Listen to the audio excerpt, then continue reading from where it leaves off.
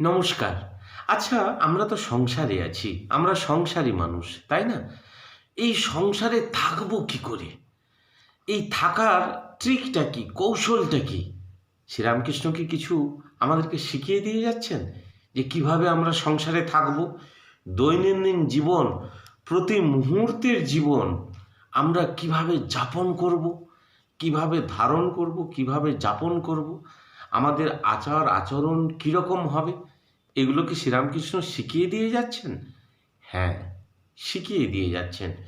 তার কথামৃত যদি আমরা পড়ি, তো তখন আমরা দেখতে পাচ্ছি যে তিনি এগুলো আমাদেরকে শিখিয়ে দিয়ে যাচ্ছেন কিভাবে সংসারে থাকতে হবে। সংসারে থাকার কৌশলটা কি? কৌশলটা কি? না, এখন আমরা ওইটুকু খালি অনুধ্যান করব। সংসারে থাকার কৌশলটা কি? একজন ভক্ত প্রশ্ন করলেন যে সংসারে থাকবো কিভাবে? শ্রীরামকৃষ্ণ তার উত্তরে কি বলছেন? বলছেন যে সব কাজ করবে। দেখুন, তিনি কিন্তু কাজে ফাঁকি দেওয়ার কথা বলছেন না। বলছেন সংসারের সব কাজ করবে, সবাইকে খুব ভালোবাসবে আর সেবা করবে। স্ত্রী, পুত্র, মা, বাবা সবাইকে সেবা করবে, ভালোবাসবে। কিন্তু মনে মনে জানবে, মনে মনে জানবে, মনে মনে জানবে এরা তোমার কেউ নয়, ঈশ্বরই একমাত্র আপন। তারপরে তিনি বলছেন কি সুন্দর উপমা।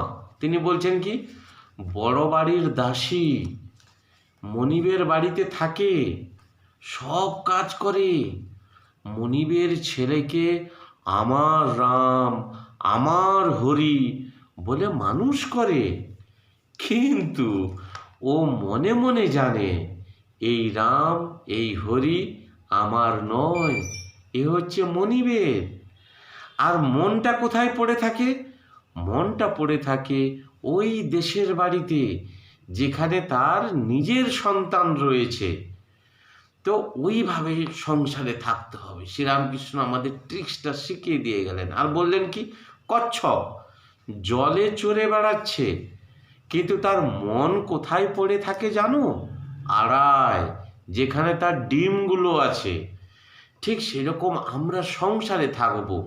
সংসারের প্রত্যেকটা সদস্যকে বলবো যে হ্যাঁ, আমি তোমাকে ভালোবাসি, তার জন্য সমস্ত সেবা করব, সমস্ত কাজ করব, কোনো ফাঁকি সেখানে চলবে না। শ্রীরামকৃষ্ণ বলছেন সংসারে সব কাজ করবে, সবাইকে ভালোবাসবে, যেন কত আপনার লোক, কিন্তু মনে মনে জানবে এরা তোমার কেউ নয়।